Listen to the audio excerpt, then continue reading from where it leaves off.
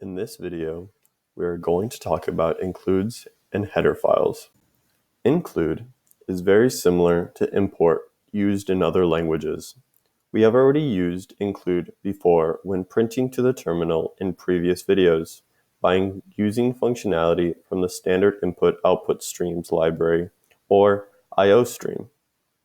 Include mainly involves importing other source files' content into the current file simply by writing include followed by the specified source file name. When you include a file, the content of the included file is inserted at that point, similar to a copy-paste operation. Thus, it is very convenient for accessing and using functions and variables from other files, such as, in this case, data is initialized in another file, file a.h, but by including this file, we are still able to access it. Also, you may have noticed that some file names are surrounded with double quotes and others with angled brackets. One would use angled brackets to include header files that come with the compiler, like IOStream, and use double quotes to include other header files like somefile.h or other files you create. In addition, if you are including a header file from the standard library, do not include the .h extension, but if you are including a user-defined header file, then you must include the .h extension. Now let's talk about header files. The primary purpose of a header file is to keep your code organized and to allow other files an easy method of accessing functions, variables, etc. declared by a file.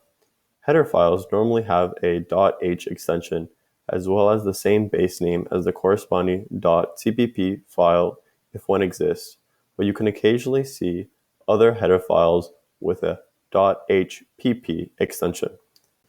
A header file mainly consists of three parts: a header guard, includes, and declarations of global variables, functions, etc. The primary purpose of header guards are to prevent compilation errors for duplicate definitions. Since include is basically copy and pasting code from another file into your code, if you accidentally include a file more than once, you may get errors concerning repeated definitions. There are two ways to create header guards: using if and def and using pragma once. The more traditional way is if and def. The way it works is that if some file .h is being included and it hasn't been previously defined, it will be included like normal. However, if it has been previously defined, then the content of the header file will simply be ignored, thanks to if and def. The modern way is by using pragma once, since it is a simpler alternate form for header guards, which serves the same purpose as if and def and has the added benefit of being shorter and less error prone. The reason it is not used everywhere is because not all compiles provide support for it. Now let's discuss the best practices when creating header files. First, always include header guards in order to avoid duplicate definitions. Also, do not define variables and functions in header files, only declarations. However, global constants are an exception. When naming header files, make sure you give them the same name as the source files they are associated with, such as a.h corresponds to a.cpp. Also, each header file should have a specific job and be independent as possible.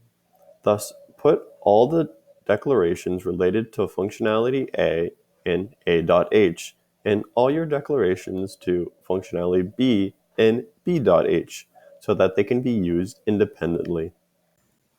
Only include what you need, meaning that you should always try to avoid adding unnecessary source files which only lead to excessive clutter.